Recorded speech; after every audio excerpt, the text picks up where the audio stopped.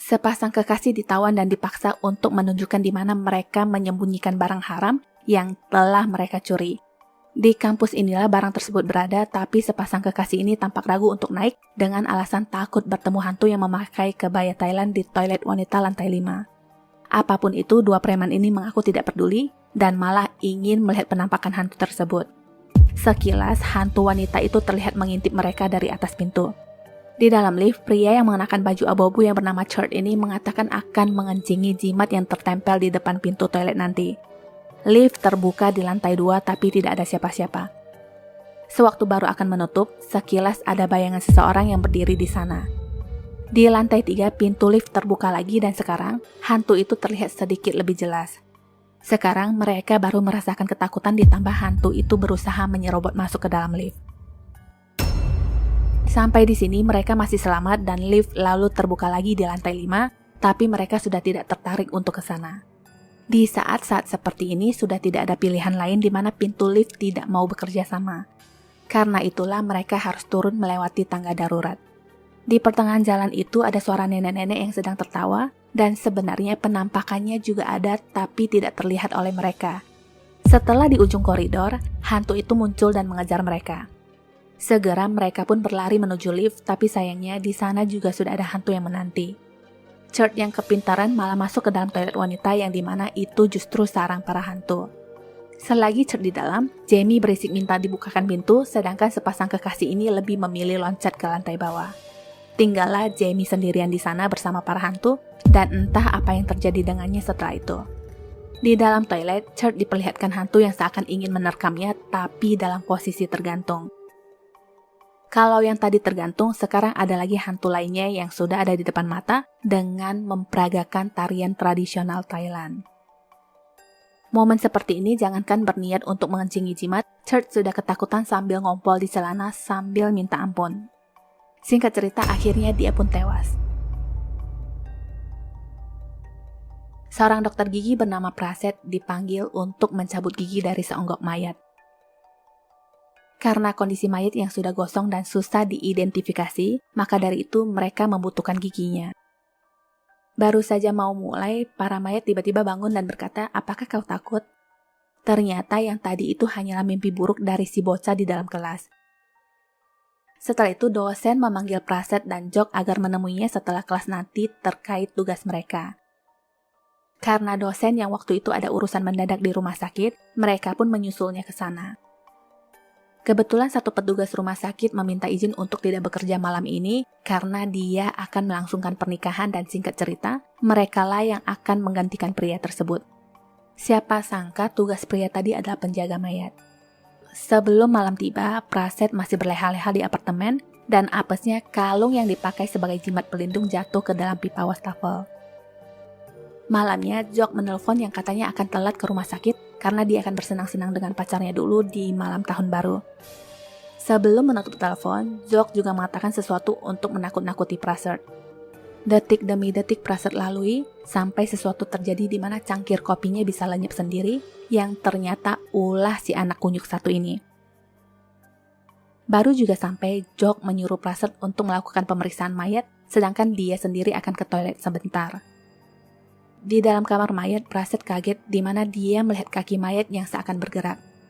Tak hanya itu, sekarang mayat itu bisa bangun sendiri dan lagi-lagi itu hanyalah si Jok yang menyamar. Teorinya sekarang adalah mayat hanyalah mayat dan tidak akan mempunyai energi untuk bergerak, sedangkan hantu itu lebih menakutkan karena menyimpan benci bahkan setelah mati. Setelah ngomong seperti itu, Jok berjalan pergi. Tak berapa lama, ada lagi mayat perempuan yang ditemukan di sungai dan digeletakin begitu saja di depan Praset setelah dia menandatangani penerimaan mayat.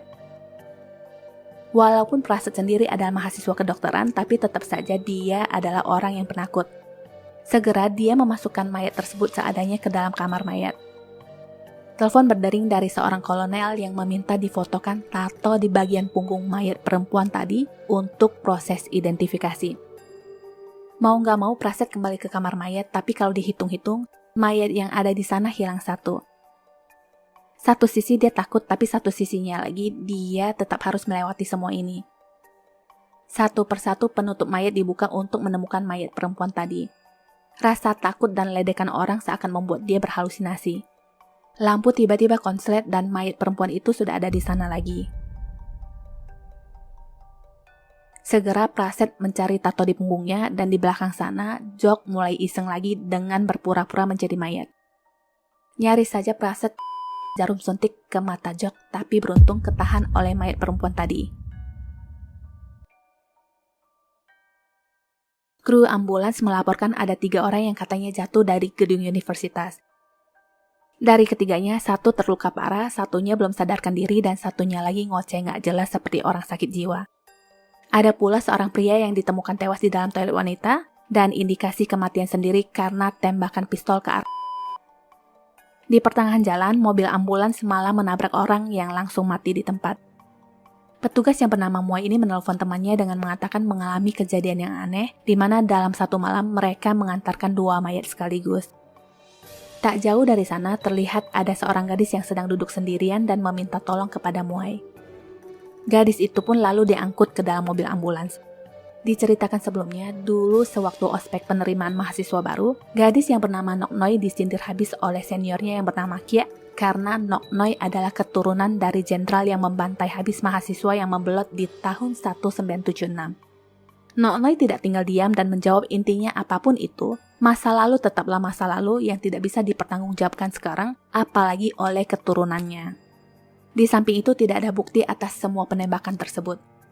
Kiat lalu menyuruh semua orang untuk ikut dengannya dan melihat sendiri bercak darah tembakan yang bahkan sampai sekarang masih ada. Di depan lift, Nok Noi langsung didorong masuk sewaktu pintu lift terbuka.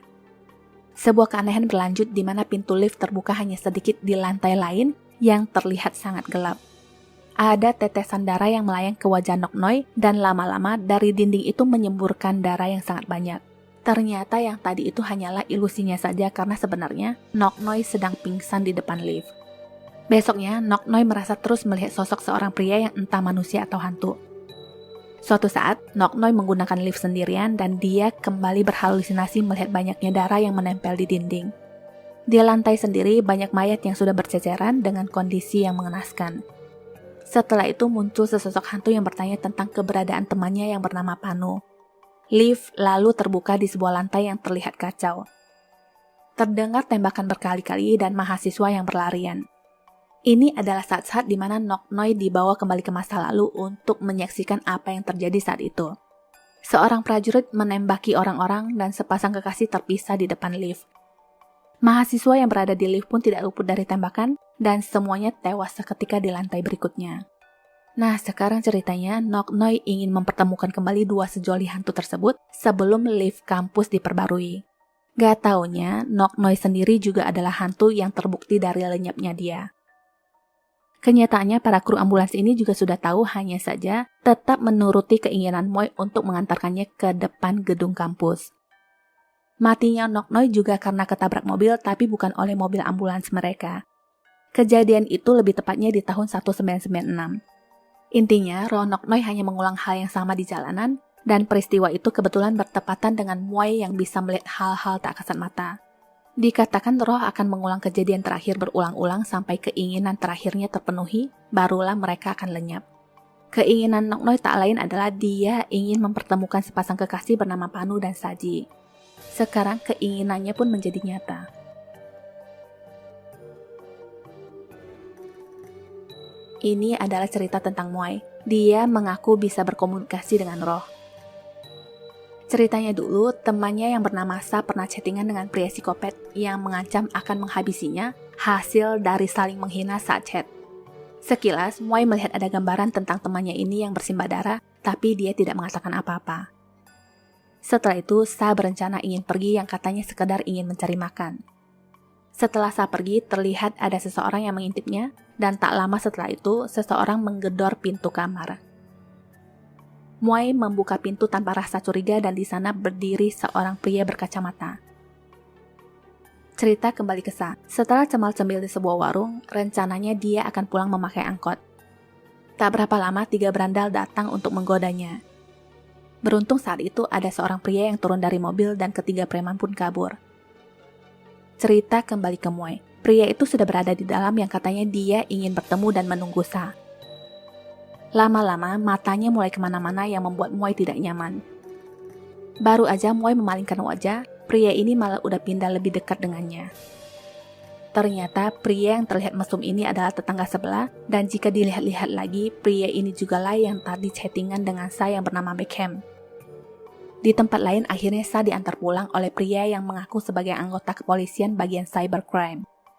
Kebetulan Sa mengatakan dia juga barusan chattingan dengan pria gila, dan tiba-tiba mobil menabrak seseorang. Momen itu, Moy menelpon dan menanyakan Sa tentang pria yang chat dengannya tadi. Belum sempat Moy menjelaskan lebih jauh, Sa langsung melaporkan pria inilah psikopat yang tadi dia ceritakan kepada Pak Pol. Tak disangka Beckham ternyata mengenali Pak Pol yang bernama Konto. Ceritanya, Beckham ini memang psikopat yang selalu mencari tahu tentang info seputar. Dari hobi itulah dia berkenalan dengan Konto dan mereka pun setuju bekerja sama melakukan hal gila. Di kamar Konto sendiri, dia menyekap seorang gadis yang pelan-pelan hanya untuk kesenangan. Nah, sekarang Sa inilah yang akan dijadikan mangsa. Dia dibawa dan dilepas di sebuah hutan agar Beckham bisa bermain-main melakukan pengejaran. Setelah situasi berubah di mana Sa mendapatkan kayu dan memukulnya, Konto muncul lagi. Cerita berlanjut ke kamar Moy. Pintu terbuka sendiri dan ada hantu yang pelan-pelan merangkak masuk yang ternyata hanyalah mimpi. Moy yang terbangun di jam 1.30 tengah malam langsung menelpon Sa tapi tidak diangkat. Kembali ke Sa, dia ketangkep oleh dua pria gila ini dan Konto yang merupakan raja psikopat mengajari Beckham untuk melakukan dengan cara pelan-pelan. Semua barang-barang sudah dipersiapkan dari palu sampai minyak tanah. Sa dihantam palu sampai ke leyengan tapi dia masih berusaha untuk kabur. Dalam keadaan seperti ini, Sa dengan gampangnya diseret dan sebelum dihabisi. Singkat cerita, Sa pun tewas di tangan Beckham. Proses itu direkam oleh Konto dan setelah itu, Sa yang sebenarnya belum benar-benar mati dibuang ke sungai begitu saja. Moy terus menghubungi Sa yang sudah pasti sia-sia. Setelah itu, Konto menanyakan kepada Beckham apakah ada yang tahu tentang hal ini dan sekarang mereka mengincar Moy. Baru saja mereka ingin membuka pintu kamar Moy, terdengar suara ketukan dan badan yang seperti diseret-seret menaiki tangga. Ternyata ada sosok hantu yang menampakkan diri di depan mereka dan di saat Moy membuka pintu kamar sudah tidak ada siapa-siapa kecuali sebungkus makanan yang tergantung di pegangan pintu. Sebelumnya kedua orang gila itu lari sampai ketakutan karena melihat hantu perempuan yang baru saja mereka habisi. Moy mengakui sampai sekarang pun dia masih bisa berkomunikasi dengan Sa dan sekarang katanya Sa akan pamit pergi. Di tempat lain, dua orang gila ini menawari tumpangan kepada seorang gadis di mana mereka tidak menyadari itu adalah hantu Sa. Tamat.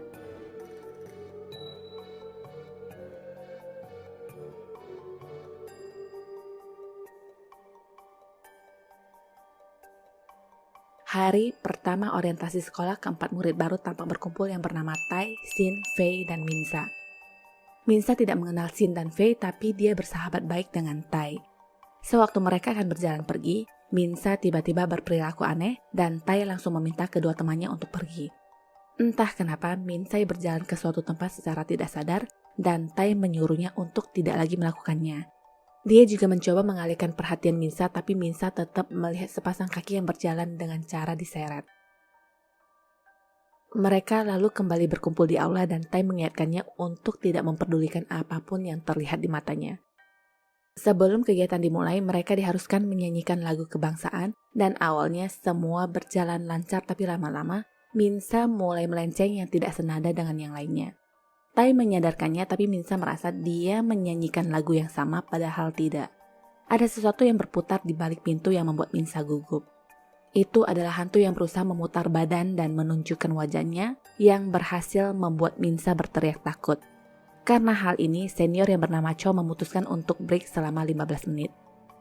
Minsa mengaku penyakit lamanya kumat lagi sedangkan teman-teman lainnya mulai bergosip tentangnya yang katanya bisa melihat hantu. Tai memintanya untuk menunggu sementara dia akan mengambilkan kardigan. Tai juga merasa ada baiknya Minsa pulang dulu dan meminta izin dengan mengirimkan pesan kepada salah satu senior. Mereka semua setuju kecuali Ming dan karena itulah diputuskan Minsa akan ditemani mereka selama kegiatan berlangsung. Di tempat Minsa menunggu, dia didatangi seseorang yang awalnya dia pikir itu adalah Tai. Saat dia mendongakkan kepala, sosok itu ternyata hantu yang pelan-pelan memutar kepalanya, dan pada saat yang sama, Tai datang lalu hantu itu pun menghilang. Mereka segera kembali ke aula dan Minsa lagi-lagi meminta izin untuk pulang, tapi tetap tidak diperbolehkan. Ming malah mendorong Minsa dan menyuruhnya untuk saling bertatapan mata jika sedang berbicara. Masalahnya di mata Minsa, hantu itu selalu ada di depan Ming yang membuatnya takut. Hal ini tidak membuat Ming percaya dan malah memojokkannya. Dia menanyakan kepada semua orang siapakah yang percaya adanya hantu, silakan angkat tangan, tapi yang namanya anak baru sudah pasti tidak ada yang berani mencari masalah. Tai ditanya langsung soal ini dan dia menggeleng yang menandakan tidak percaya adanya hantu. Hal ini tentu membuat sahabatnya kecewa dan di saat yang bersamaan, Minsa mendengar nyanyian serentak yang semakin menambah rasa takutnya. Di atas itu, para hantu sedang bernyanyi sambil gelantungan dan bertepuk tangan. Pemandangan ini membuatnya mual dan muntah yang tidak sengaja mengenai rok Fei. Fei menjadi kesal dan meminta senior untuk melanjutkan acara tanpa mereka berdua. Minsa baper dan berlari keluar ruangan yang disusul oleh Tai. Sewaktu Minsa berjalan di lorong, ada hantu yang mengikutinya dari belakang, sedangkan Tai masih sibuk mencari keberadaannya. Tai akhirnya sampai di sebuah gudang karena merasa mendengar teriakan tapi belum menemukan Minsa. Center sana-sini sebenarnya ada sosok hantu yang mengintipnya dari celah tumpukan barang, tapi Tai berpura-pura tidak melihatnya. Ada lagi hantu siswi yang berdiri tepat di hadapannya dengan wajah yang sangat menyeramkan dan yang ini tidak bisa ditolerir. Tai segera keluar dari gudang dan melanjutkan pencarian ke tempat lain. Singkat cerita, dia menemukan Minsa yang sedang duduk di atas gedung sekolah. Minsa menanyakan kenapa Tai tidak membantunya tadi, yang dijawab Tai, sebenarnya itu sudah bentuk sebuah pertolongan dengan menutupi kenyataan bahwa Minsa bisa melihat hantu untuk menghindari pikiran buruk orang-orang. Intinya, Tai ingin bersikap sewajarnya seperti orang-orang pada umumnya dan ingin hidup senormal mungkin. Kesalahpahaman tidak dapat dihindari di mana Tai merasa sudah banyak berusaha membantu Minsa, tapi kejadian itu justru membuat Minsa merasa ditinggalkan. Tai membujuk Minsa untuk turun dan memulai lagi dari awal. Di waktu yang bersamaan, ada sosok hantu yang jatuh ke lantai di hadapan mereka dengan kondisi yang mengenaskan. Tai memalingkan wajahnya untuk berpura-pura tidak melihat kehadirannya, dan Minsa berkata jika Tai memperlakukan dia seperti memperlakukan para hantu, itu lebih menyakitkan hatinya daripada melihat hantu-hantu itu sendiri. Pesannya, jika suatu hari Tai melihatnya, janganlah berpura-pura tidak melihat. Setelah mengatakan itu, Minsa pun menjatuhkan diri dan tewas. Para murid heboh dengan kejadian itu sedangkan Tai hanya bisa menangisi kepergian sahabatnya. Di hari kelulusannya, Tai mengenang Minsa dengan meletakkan bunga di atas gedung dan sebenarnya selama ini hantu Minsa selalu ada di dekat Tai sejak awal kematiannya.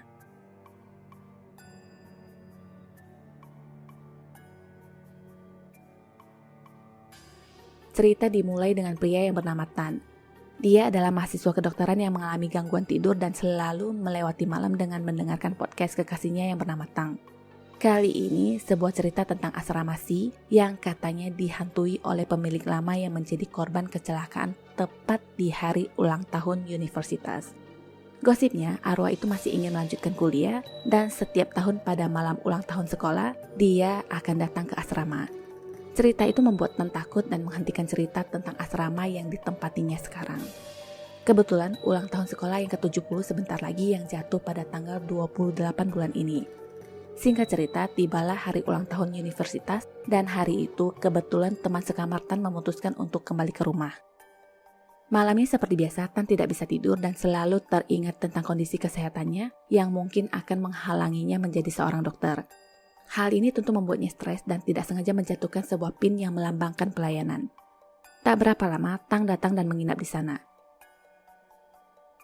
Jam 10.34 malam, suasana terasa berubah dan Tan baru menyadari bahwa Tang sudah tidak ada di kamar. Tan mencoba mencarinya keluar dan kulkas di lantai bawah itu terbuka sendiri, tapi bukan itu yang membuatnya takut. Lampu berkedip itu membuatnya merasa tertekan dan penyakit ayahnya pun kambuh. Badannya berguncang hebat dan Tan berusaha kembali ke kamar. Situasi tidak terkontrol dan akhirnya menyebabkan dia pingsan karena kepalanya yang terbentur besi ranjang. Jam 2 subuh dia tersadar sendiri tapi dengan kondisi badan yang susah digerakkan. Di tengah kondisi seperti ini ada sosok bayangan hitam di luar jendela yang bisa bergerak seperti ingin masuk ke dalam. Sebuah robekan kertas bertuliskan asrama Si ada di sini. Lampu meja berkedip dan hantu itu berjalan masuk dengan gerakan yang menakutkan. Saat seperti ini, Tan hanya bisa menutup mata dan beberapa saat kemudian, hantu itu tidak lagi terlihat tapi yang ada, Tan malah dijambak sampai terjatuh ke lantai. Hantu itu seperti mencari sesuatu di ranjang sedangkan Tan berusaha untuk menggerakkan badannya dan merayap keluar. Ternyata Pin inilah yang dicari tapi hantu itu marah karena kondisinya sudah dalam keadaan bengkok. Dia lalu keluar untuk mencari Tan dan perhatiannya teralihkan dengan adanya cahaya. Ini kesempatan Tan untuk kabur tapi sayangnya di tengah jalan, dia kegap dan langsung didorong jatuh ke bawah tangga. Tidak puas sampai di sana, hantu itu juga mematahkan kaki dan mencekiknya. Pin itu lalu jatuh dan ternyata ada perbedaan antara dua koin di tahun 30-an dan tahun 70-an. Pin tahun 70-an masih kinclong bersinar dan yang tahun 30-an itu sudah rusak. Pin yang selalu mengingatkan akan sumpah dokter yang selalu mementingkan keselamatan manusia dan moral. Tan yang melihat Pin rusak itu mengucapkan sebagian sumpah dokter yaitu, "Saya akan melindungi kehormatan tradisi pengobatan, rekan seprofesi adalah saudara-saudara dan sedaging. Selama menghadapi kesulitan, saya akan menghormati nilai kehidupan manusia." Mendengar itu, hantu tersebut melepaskan tangannya dan Tan terus mengecohnya sambil merayap pergi pelan-pelan. Sedikit lagi dia akan keluar ruangan tapi sayangnya itu hanya PHP semata. Dia kembali ditarik oleh hantu tadi tapi Tan masih terus mencoba mengucapkan sumpah dan tak lama setelah itu hantu pun lenyap. Tan lalu menelpon Tang untuk mengakui penyakit epilepsinya yang mungkin menghalanginya menjadi dokter. Dia meminta maaf karena baru mengakui semua ini dan sudah membuat Tang kecewa karena tidak bisa lagi memenuhi janjinya untuk menjadi seorang dokter. Hantu itu telah menyadarkan Tan atas kondisi yang selama ini tidak ingin diakuinya. Ibaratnya dia saja tidak bisa menolong dirinya sendiri, jadi bagaimana bisa menolong orang lain?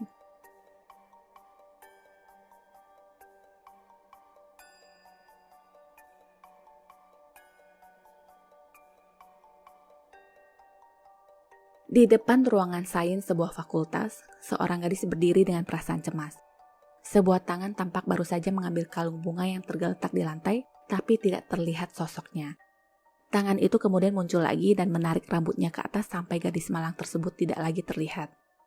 Konon katanya ada hantu perempuan sadis yang tinggal di papan sains gantung selama berabad-abad lamanya di gedung fakultas lama. Cerita hantu tadi diceritakan oleh gadis bernama Min dan di tengah-tengah dia menelpon kakaknya untuk dibawakan laptop ke kelasnya. Kakaknya yang bernama Golf mengiyakan dan singkat cerita sampailah dia di depan ruangan sains tapi tidak ada yang terjadi. Hanya papan petunjuk yang bergerak kencang karena tiupan angin. Min sendiri masih sibuk membual cerita hantu berikutnya dan kali ini tentang kotak kaca yang berisikan toga di lantai bawah. Ceritanya dulu ada seorang pelajar miskin yang bersungguh-sungguh belajar demi menggapai cita-cita, tapi sayangnya pada akhirnya dia tetap gagal. Pada hari kelulusan, dia memakai toga dan mengakhiri hidup dengan loncat dari atas gedung. Sejak hari itu di setiap tahun sebelum kelulusan diumumkan, setidaknya ada satu orang yang akan meninggal. Kembali ke Golf, dia masuk ke dalam gedung universitas dan melihat kotak berisikan toga lengkap dengan lilin juga bunga. Kebanyakan mahasiswa akan menyalakan lilin dan menaruh bunga untuk memberikan rasa hormat kepada mendiang mahasiswi itu. Karena Golf tidak mengetahui ceritanya, dia hanya berpikir ini adalah pajangan yang aneh dan berjalan pergi. Tanpa dia sadari, pajangan itu bisa bergerak seakan menghadap ke arahnya. Di tengah jalan, entah kenapa Golf tiba-tiba jatuh. Cerita berlanjut ke Min. Dia masih menceritakan cerita hantu lainnya, yaitu tentang seorang profesor yang mengalami serangan jantung berulang. Pada akhirnya, sang profesor meninggal karena tidak berhasil menemukan botol obatnya. Ternyata botol obat inilah yang menyebabkan Golf terpeleset jatuh. Pintu sebuah ruangan terbuka sendiri disertai suara yang berkata, sebuah tangan menjulur keluar yang meminta obatnya kembali. Baru saja Golf ingin mengembalikannya, perhatiannya teralihkan dengan sesosok wanita yang muncul di ujung koridor. Sosok itu terbatuk-batuk yang dia pikir mungkin sakit jantung. Segera Golf ingin memberikan obat itu tapi dia terhenti karena ada pesan yang masuk ke ponselnya. Si PA ini lama banget baca pesan dan hantu nenek-nenek muncul yang meneriakinya untuk segera mengembalikan obatnya. Dengan santainya, Golf menyuruh hantu nenek-nenek itu untuk bersikap sopan dan mementingkan orang sakit terlebih dahulu. Hantu perempuan itu lalu ditarik yang katanya tidak usah terlalu dekat dengan nenek pemarah yang tidak berperasaan. Golf tidak tahu bahwa hantu perempuan itu tak lain adalah mahasiswi yang mengakhiri hidup dulu. Karena tulang belulangnya sudah patah semua, gerakannya menjadi aneh, dan si gesrek ini pun masih berpikir ada baiknya dia mengantarkannya ke rumah sakit. Hantu nenek itu sendiri sudah mau meletus rasanya melihat obatnya disimpan lagi ke dalam tas. Telepon berdering dari Min yang menanyakan kenapa lama sekali. Golf menjawab dia berada di depan ruang sains yang ternyata dia berada di gedung yang salah. Min menutup telepon setelah mengatainya bodoh, tapi Golf biasa saja yang lebih mementingkan hantu gadis ini. Hantu nenek gemes sampai berteriak pun Golf tetap santuy. Yang dia lakukan sekarang malah menarik tangan hantu gadis itu dan duduk di luar gedung sambil menunggu kedatangan Min. Dari awal sampai sekarang wajah hantu itu tidak terlihat, tapi Golf sama sekali tidak menaruh curiga. Dia malah memuji semangat gadis hantu itu yang walaupun tidak sehat tapi tetap datang untuk mengambil foto dengan toga. Udah gitu dia ngoceh panjang lebar gak penting dan hantu itu mulai lagi dengan atraksi gerakan patah-patah. Setelah itu dia memuntahkan seember darah yang membuat Golf panik mencari obat di dalam tasnya. Baru saja wajah gadis hantu itu terlihat, Min datang yang langsung menanyakan mencari obat apa yang dimaksud. Min melanjutkan omelannya yang katanya hantu akan mematahkan lehernya karena sudah ke gedung lama. Nah ini bocah jurusan boleh sains tapi omongannya hantu mulu. Nyambung gitu? Golf berkata dari tadi dia tidak melihat hantu, hanya seorang profesor dan mahasiswi yang akan mengambil foto yang sontak membuat Min kaget. Tapi daripada berdebat lama, Min lebih memilih kembali ke kelasnya. Hantu tadi juga sudah menghilang tapi Golf cuek aja. Ternyata di sini dia berdiri sambil menatap ke gedung baru. Di kelas, Mei mendengar suara tawa yang ternyata kelakuan temannya yang bernama Joy. Bacaan horor tapi dia ketawa-ketawa. Sarap gak sih? Lagi asik ngobrol, tiba-tiba hantu perempuan itu muncul di hadapan mereka. Gerakan patah-patah itu membuat Joy takut dan langsung menarik tangan Mei. Min datang di saat-saat begini dan semua orang terdiam tidak tahu harus berbuat apa. Di belakang Min, si nenek hantu profesor muncul sambil meminta obatnya kembali. Semua orang panik mencari botol obat dan Min teringat kakaknya yang langsung menelpon untuk menanyakan obat yang dimaksud. Golf mengaku ada di dalam tas laptopnya tapi kenyataannya sudah dibongkar-bongkar dan tidak ada. Mai memintanya untuk segera mencarinya tapi Golf menjawab butuh waktu untuk berpikir kira-kira di mana dia menjatuhkan botol obat tersebut. Dikira lagi sibuk, ternyata dia sedang mainin kucing jalanan sementara adik bersama teman-temannya sedang bertaruh antara hidup dan mati. Setelah puas bermain-main, Golf akhirnya mencari botol obat sambil berjalan santai. Akhirnya dia melihat botol itu yang tergeletak di lantai, tapi kalung bunga itu lebih menarik perhatiannya. Diambil sih enggak, malah diinjek-injek dan muncullah si ratu setan dengan posisi bergelantungan di atas. Ternyata bisa juga dia takut dan kabur secepat mungkin. Di gedung baru, ketiga sekawan ini masih berhadapan dengan dua hantu. Min mengusulkan berpencar dan mempermainkan hantu itu untuk sekedar mengulur waktu. Pintu ruangan terkunci dan yang ada di otak Min sekarang adalah menelpon kakaknya. Golf menjawab dia tidak bisa membantu karena baru saja melihat hantu di dekat botol obat terjatuh. Min meyakinkan dia berkali-kali bahwa hantu itu tidak selalu muncul dan memintanya untuk segera mengambilnya. Golf akhirnya setuju dan baru saja dia hampir mendapatkan botol itu, ponselnya berdering lagi dari Min yang bawel. Papan bergerak kencang dan posisinya sekarang, Golf sudah mendapatkan botol obat tersebut. Ponsel berdering yang kali ini dari pacarnya tapi terputus. Golf mencoba menghubungi kembali tapi tidak tersambung yang membuatnya patah hati. Bocah alay ini lalu menangis terseduh-seduh diiringi hujan petir dan hantu pun muncul di belakangnya yang langsung menjambak rambutnya. Golf berhasil melepaskan cengkeraman tangannya tapi masalahnya sekarang botol obat itu terlepas dari tangannya. Cerita berlanjut ke ruangan kelas. Hantu nenek terus berisik meminta kembali obatnya ditambah si hantu gadis yang rempong goyang patah-patah. Min menghubungi Golf kembali dan Golf berkata dia menyerah. Sungguh kakak tidak berguna. Akhirnya pintu berhasil dibuka dan mereka pun keluar secepatnya tapi semuanya belum berakhir. Si hantu nenek berdiri di depan dan berjalan ke arah mereka sedangkan di belakang ada si tulang lunak yang semakin membuat mereka terpojok. Cerita berlanjut ke Golf. Dia akhirnya berubah pikiran karena membaca sebuah kalimat yang bertuliskan, kehidupan menanti berjalanlah dengan kepala tegak. Semangatnya langsung meledak yang membuatnya menantang maut. Dia berencana mengambil botol obat itu dengan menggunakan sepeda motor. Hantu masih gelantungan di atas tapi tidak menciutkan tekadnya. Golf lalu menjalankan motornya dan si empok hantu pun sudah bersiap ingin menjambak rambutnya. Nah, kali ini dia tertipu. helm golf yang ketarik sementara dia berhasil mendapatkan botol obat keramat itu. Kalau udah begitu boleh dong tengil dikit. Nah, lihat gayanya. Si hantu nenek pun langsung nyengir melihat botol obatnya. Obat sudah di tangan dan hantu itu pun langsung menghilang. Sisa 1 ekor lagi yang bersisa. Dia mencekik Min sambil berkata jika dia tidak lulus maka semua orang tidak boleh ada yang lulus. Saat-saat seperti ini muncul ide Golf untuk memotretnya. Hal itu berhasil membuat hantu itu berhenti dan Golf memberikan sapu tangan yang katanya dia tidak terlihat cantik dengan penampilan dekil begitu. Golf kemudian menambahkan kalimat surga yang katanya salut kepada si hantu yang sudah sejauh ini sedangkan dia semester pertama saja sudah mental. Sekarang mereka malah berfoto bersama sebagai tanda kelulusannya. Pada akhirnya hantu itu pun merasa tenang dan menghilang. Setelah semuanya berakhir, mereka mendoakan hantu itu di depan pajangan toga dan Golf yang tidak pernah menyelesaikan kuliah itu disemangati adiknya dengan mengedit fotonya yang menggunakan toga. Tamat.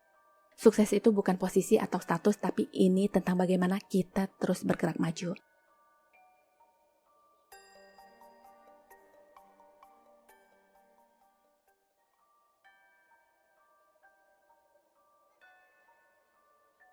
Ini adalah foto Putri Nankeu, putri cinta yang sangat populer di kalangan masyarakat Thailand dan tidak sedikit pula orang yang berdoa kepadanya untuk urusan cinta.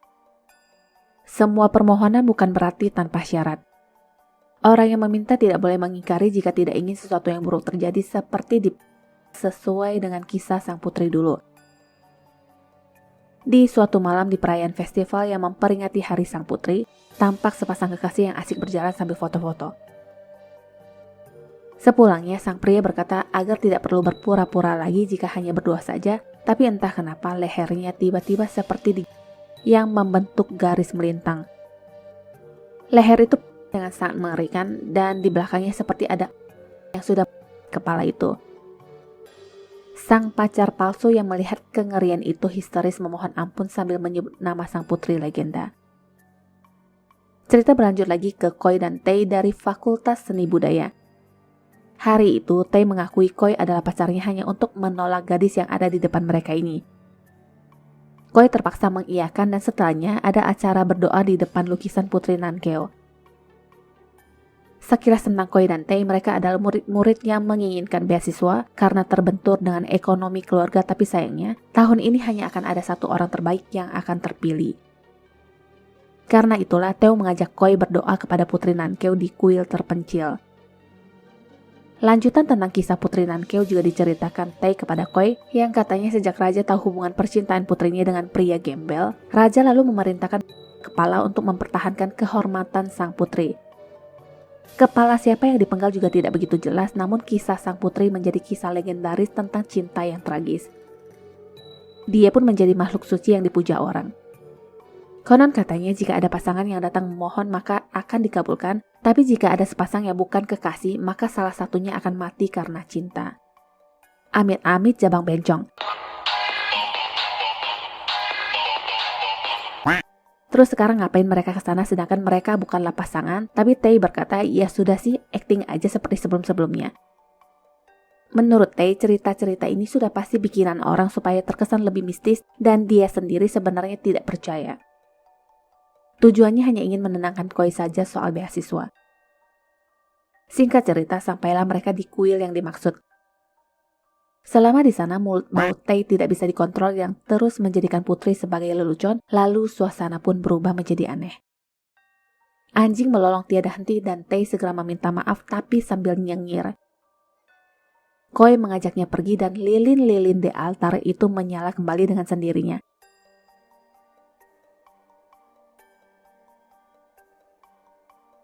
Besoknya, Tae digoda teman-temannya yang mengetahui gelagatnya semalam yang katanya sudah percaya tahayul. Hari itu juga kebetulan kelompok seni mereka sedang mempersiapkan acara dan Tae yang berperan sebagai pengawas menegur temannya yang salah posisi dalam mengangkat tandu. Dia lalu memperagakan cara mengangkat yang benar, tapi entah kenapa tandu itu terasa berat dan sewaktu Tae melihat ke atas, ada hantu perempuan yang sangat menakutkan. Tae kaget dan terpental. Koi juga ternyata melihat sosok itu dari kejauhan.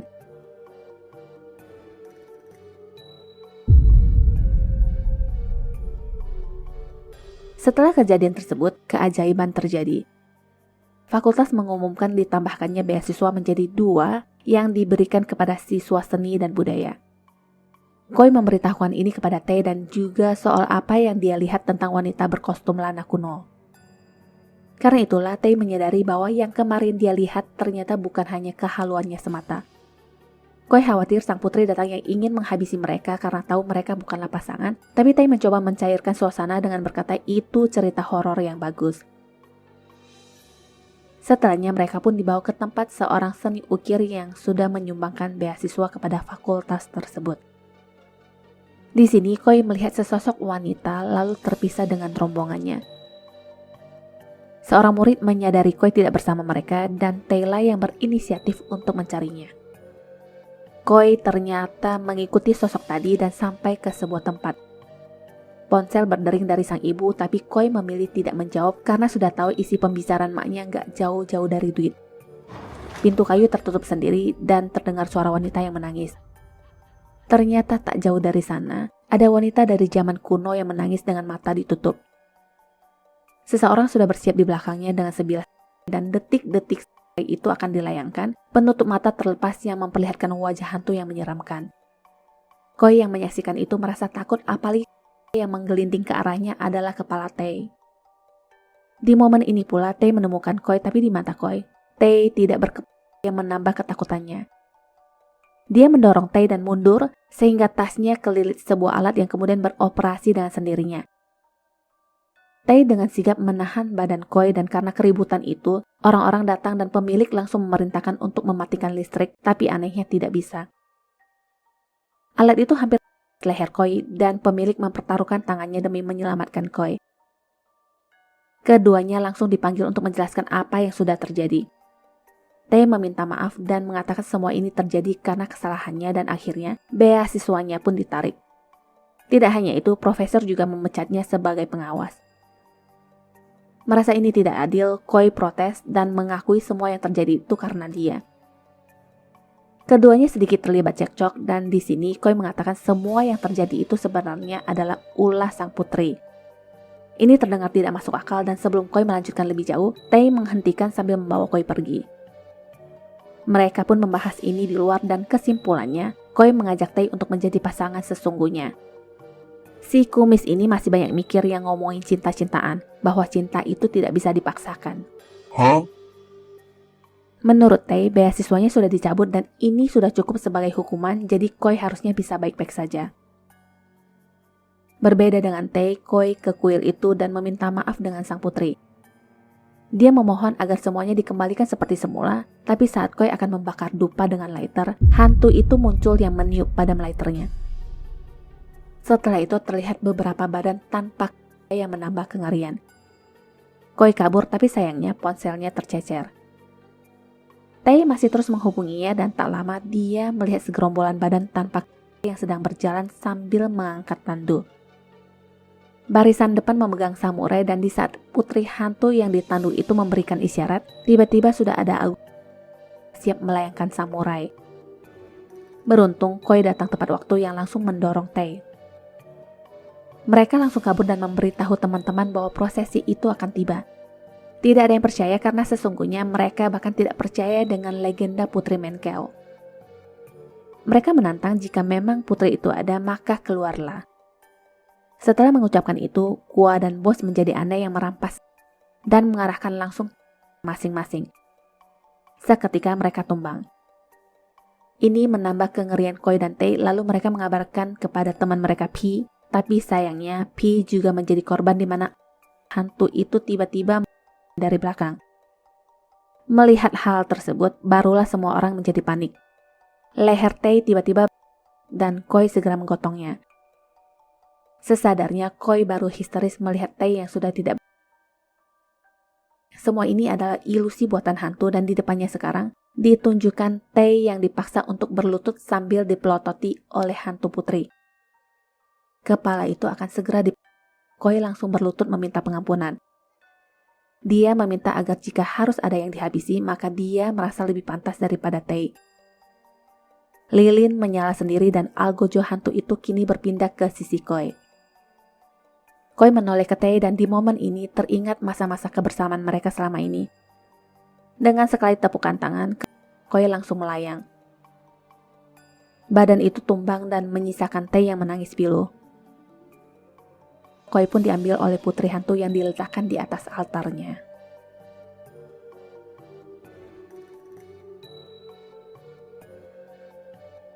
Bercerita tentang sebuah kampus yang akan melakukan pelonco mahasiswa baru dengan cara yang berbeda.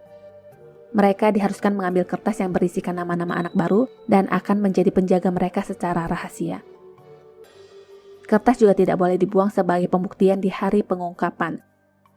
Senior bernama Earth ini mendapatkan kertas dengan nama Sun dan dibuangnya ke tempat sampah karena sesungguhnya dia tidak suka dengan permainan ini. Setelahnya, Earth dan Tong didatangi oleh siswi baru bernama Nun yang meminta tanda tangan. Yang sok ganteng itu Earth yang tidak mau memberikan tanda tangannya walaupun sudah dimohon-mohon. Tak lama seorang murid datang yang menanyakan nama Earth. Setelah tahu namanya, anak itu menarik Nun ke atas batu dan meneriaki nama Earth berkali-kali seperti yang dimintanya tadi kepada Nun sebagai isyarat untuk mendapatkan tanda tangan mahalnya. Ternyata anak inilah yang bernama Sun yang harusnya dijaga Earth, tapi sekarang Earth malah kesal dengannya. Sun dianggap terlalu ikut campur dan mempermalukan diri sendiri. Earth dan Tong kemudian berjalan masuk ke gedung dan di sini mereka melihat tempelan dengan tulisan perpeloncoan sudah berakhir. Di ruangan seni, temanan mendapatkan sebuah lipstik dengan tulisan, lipstik ini cocok untuk gadis cantik sepertimu dan hadiah itu dari penjaga rahasianya. Nan sendiri mendapatkan mie instan sedangkan Sun dapat kentut. Keesokan harinya, mereka menemukan sebuah buku yang diikat benang merah dengan tulisan, Sun, ilmu dasar sejarah seni ini kini milikmu, dari Buncho. Earth dan Tong melihatnya dari belakang. Tong berbisik padanya apakah Buncho itu dari kelas kita dan mungkinkah satu orang bisa dapat 2 murid sekaligus. Entahlah, mungkin Buncho itu jeluk tua yang mencari jeluk baru. Jam menunjukkan pukul 9 dan Sun masih terlihat sibuk melukis. Sudah waktunya acara pengungkapan siapa penjaga mereka, tapi Sun masih ingin melukis. Teman-teman disuruh duluan dan disinilah Sun mulai memperlihatkan gelagat aneh. Dia menulis di belakang kertas merah itu yang katanya aku ingin buku teks seni gotik. Karena acara akan segera dimulai, ketua OSIS memerintahkan untuk mematikan lampu dan ruangan pun menjadi gelap. Di tempat lain, Earth melihat sosok berjubah yang berjalan ke lorong kelas dan mengikutinya. Ternyata sosok itu masuk ke ruang seni tapi menghilang entah kemana. Earth heran kemana sosok itu dan di dekat Sun sudah ada sebuah buku yang tergeletak. Earth menanyakan apakah buku itu dari Buncho dan Sun menjawab mungkin, tapi masa iya secepat itu padahal baru saja dia meminta. Earth sendiri sibuk berpikir kemana sosok yang dilihatnya tadi. Earth lalu berkata dia merasakan ada yang aneh dengan Buncho dan meminta Sun untuk menjauhinya. Sun tidak sependapat dan baru saja Earth ingin mengakui dialah yang sebenarnya penjaga asli. Tong datang dan percakapan pun terputus. Masih penasaran, Earth lalu mencari informasi tentang Buncho di internet yang ternyata dia adalah seorang murid senior yang mengakhiri hidup untuk menghindari tanggung jawab di tahun 1996. Berita lanjutannya, dia dibilang sudah memukuli siswa baru sampai koid dan mengakhiri hidup setelahnya. Earth memeriksa buku tahunan di masa itu dan di sana tertulis, Buncho adalah seorang yang bertanggung jawab atas kegiatan perpeloncoan. Tiba-tiba di samping Earth ada sosok berjubah dengan mata merah menyala yang dipikir Earth pastilah Tong yang sedang bercanda dengannya. Dia pun mencari kemana Tong pergi dan singkat cerita, itu dia yang sedang berdiri di pojokan. Sosok itu menoleh ke belakang dan sadar itu bukan Tong. Earth membalikkan badan tapi sosok itu sudah di depannya sambil berkata, aku benci sosok anak baru sepertimu. Earth kabur dan di aula sendiri, acara pengungkapan terus berlangsung. Semua murid baru mengenali penjaganya masing-masing tapi tidak dengan Sun. Sosok penjaganya tidak hadir yang membuatnya kecewa. Baru saja ingin melangkah pergi, Earth muncul yang langsung memberitahunya bahwa Buncho sudah meninggal 20 tahun lalu dan mengakui dialah penjaga sesungguhnya. Sun tidak mempercayainya begitu saja dan meminta kertas merah yang bertuliskan namanya sebagai bukti. Sudah ditong sampai Cena. Karena itulah Sun menganggap walaupun Buncho sudah menjadi hantu tetap saja dia lebih baik daripada Earth dan jika bisa memilih, Sun juga tidak ingin memilih Earth. Sewaktu San berjalan keluar, dia menemukan sebuah buku yang tergeletak di anak tangga dengan pesan, "Malam ini aku akan memberkatimu di ritual penyambutan. Bawa benang merah ini bersamamu dan sampai jumpa di apartemen Siloam kamar 404. Earth yang merasa bersalah dan ingin membuktikan ucapannya berupaya mencari kertas merah dengan tulisan nama San di tong sampah. Setelah mendapatkannya, dia segera mencari San dan mendapatkan alamat apartemen Samblon di internet sesuai dengan informasi yang tertulis di buku tahunan tentang alamat para muridnya. Di sinilah San berada. Dia seperti orang kehilangan jiwa yang berjalan masuk ke apartemen tanpa sadar. Earth yang juga sudah berada di sana memanggilnya tapi tidak digubris. Mau nggak mau, Earth juga ikut masuk ke apartemen terbengkalai yang gelap. Dia mengetuk pintu satu persatu sambil memanggil nama anak soto itu. San sendiri akhirnya berada di depan pintu kamar 404. Dia ingin mengetuk tapi terhenti karena mendengar suara dari dalam yang berkata, "Non, aku sudah membawakan buku-bukunya. Kenapa kau lakukan ini kepadaku?" Pintu terbuka sendiri dan San pun masuk tanpa ada perasaan curiga. Earth masih sibuk mengetuk pintu kamar-kamar lainnya yang masih di lantai 3. Kembali ke San. Di dalam kamar itu ada bercak memanjang beserta lukisan yang persis digambar San tadi. Alarm berdering dan kalimat-kalimat tadi terulang kembali. Di tempat di mana Earth berada, ada yang barusan lewat dengan langkah terbata-bata tapi tidak disadarinya. Sekarang terdengar suara yang berkata,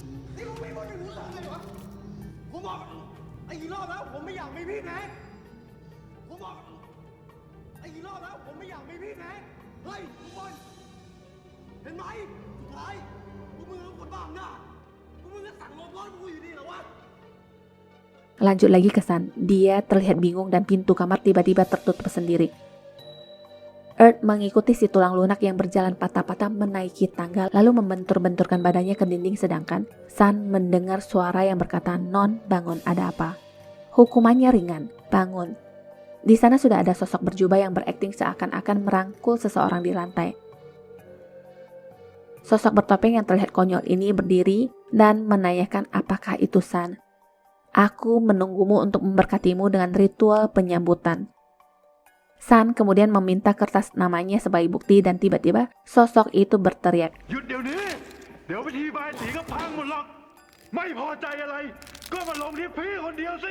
San terheran-heran, ngomong sama siapa sih dia? Buku-buku berjatuhan dan si tulang lunak kesakitan seperti ditusuk-tusuk. Dia tumbang sambil tangannya menunjuk ke suatu tempat. Di kamar 404, sosok itu melayang dan topengnya pun terjatuh. Dia berkata, "Tidak akan kubiarkan seseorang mengacaukan ritualku." San yang ingin pergi ditarik kembali tanpa menyentuh dan benang merah itu pun dililitkan ke tangannya. Earth yang datang segera masuk dan saat San akan ditarik, pintu tertutup dan San sudah menjadi puppet. Hantu itu menggerakkan San untuk mencekik Earth dan Earth berusaha melawan dengan mendekatkan benang merah di tangannya ke arah untuk memutus ikatannya dengan hantu. Api menjalar dan hantu itu pun habis terbakar tapi tetap saja dia bisa tertawa. Api segera dienyahkan dan terlihatlah wujud aslinya yang botak tanpa jubah. Dia ngomel yang katanya, "Senior dan siswa seperti kalian sudah merusak kegiatan yang baru saja aku akan mulai." Singkat cerita, dia berhasil mengambil kontrol atas San dan menggerakkannya untuk menyerang Earth. Dengan semangat dan tekad penjaga, Earth merobek bajunya sambil berkata, "San dalam penjagaanku." Si botak kemudian berubah menjadi tengkorak dan hancur beneran. Keesokan harinya, setelah semua berlalu, San menanyakan kenapa Earth menolongnya dan jawabannya simpel, semua ini karena rasa peduli. Earth juga memperlihatkan kertas merah yang sudah dikorek-korek dari sampah sebagai bukti. Soal pelonco-peloncoan, menurut San mereka semua selalu menyuarakan untuk tidak diadakannya yang seperti ini, tapi pihak kampus tidak pernah setuju. Mereka lalu berjalan keluar dan sepertinya ada yang aneh dengan San. Apartemen yang terlihat layak pun berubah menjadi benar-benar gedung yang terbengkalai.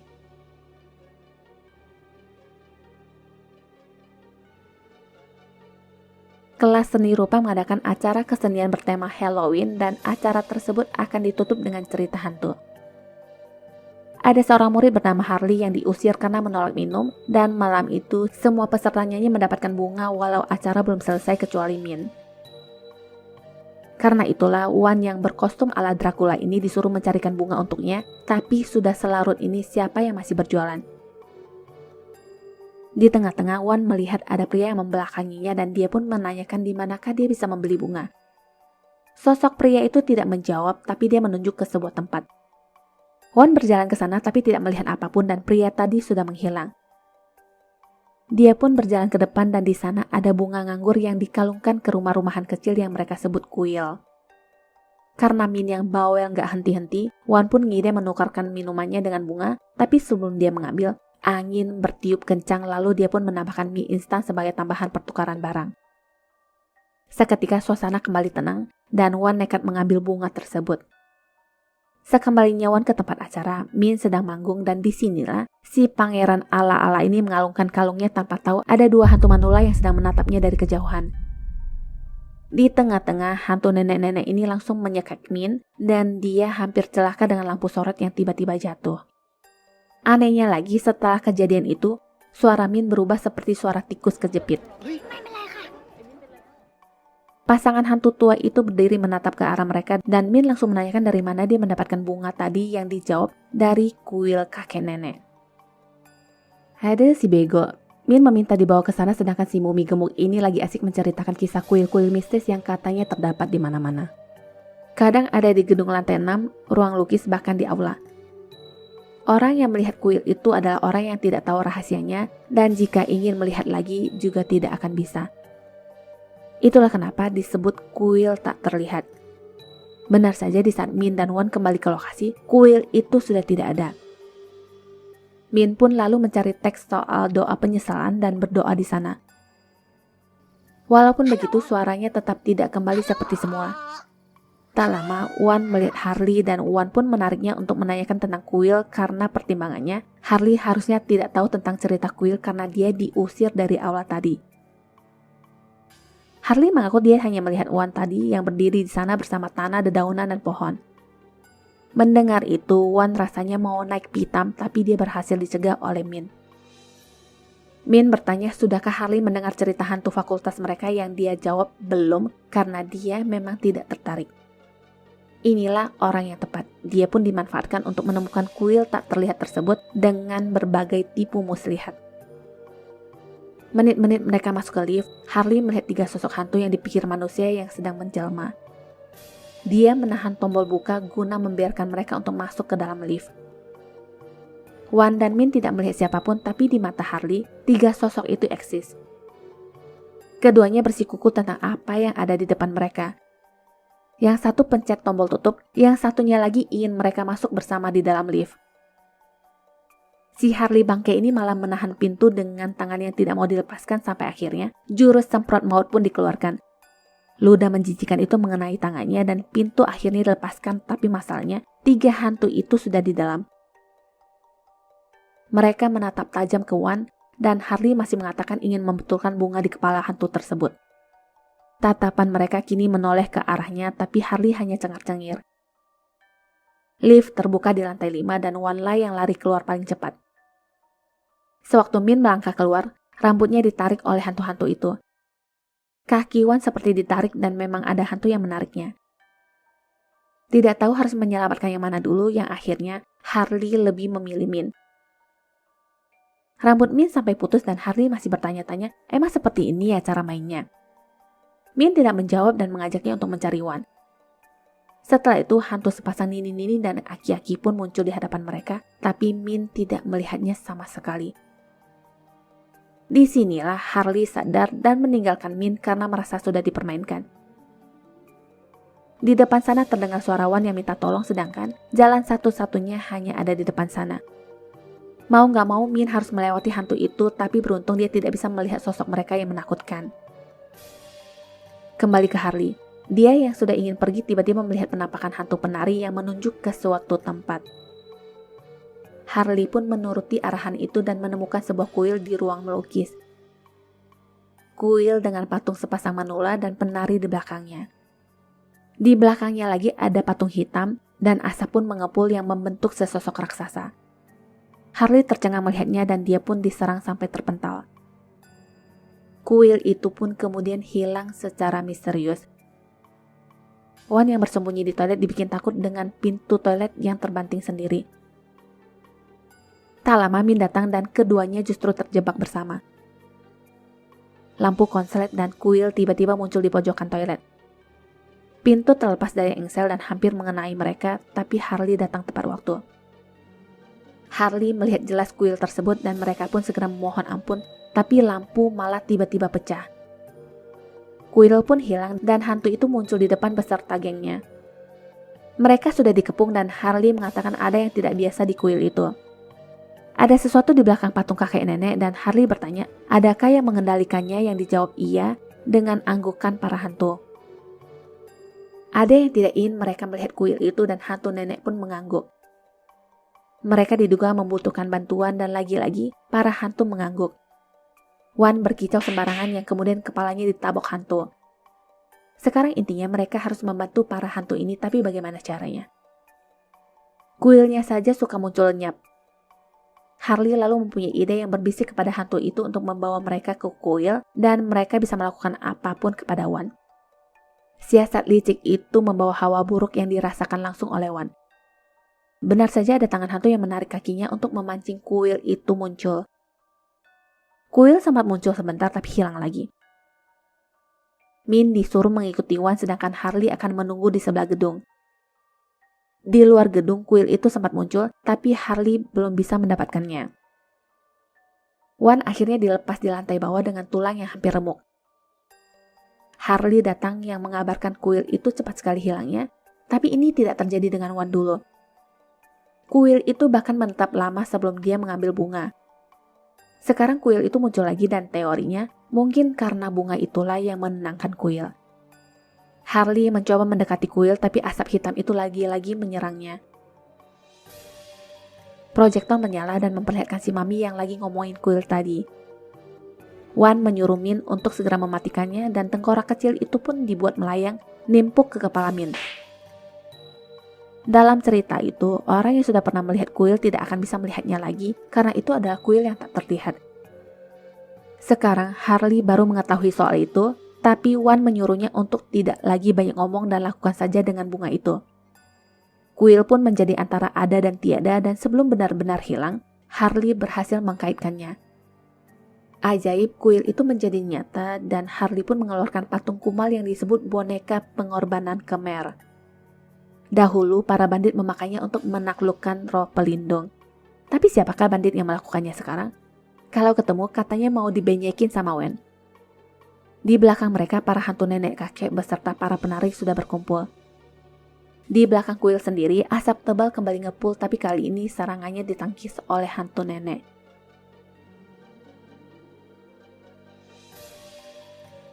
Setelahnya mereka semua menghilang. Soal boneka Khmer itu katanya harus ditangani dengan baik dan keesokan harinya mereka melarung boneka itu di sungai sambil dibarengi doa. Suara Min juga sudah pulih dan Wan tetap saja masih ngebahas soal bunga. Kebetulan ternyata Harley diam-diam sudah menyiapkan bunga untuknya. Wan masih tetap menyalahkan Min soal ngotot minta bunga dan lagi-lagi dia digaplok sama tangan hantu. Soal patung jelek itu, dia mengapung yang sampai ke tepi sungai dan dipungut oleh seorang anak kecil. Sang ibu yang takut itu barang santet meletakkannya di kuil yang nyantel di pohon keramat.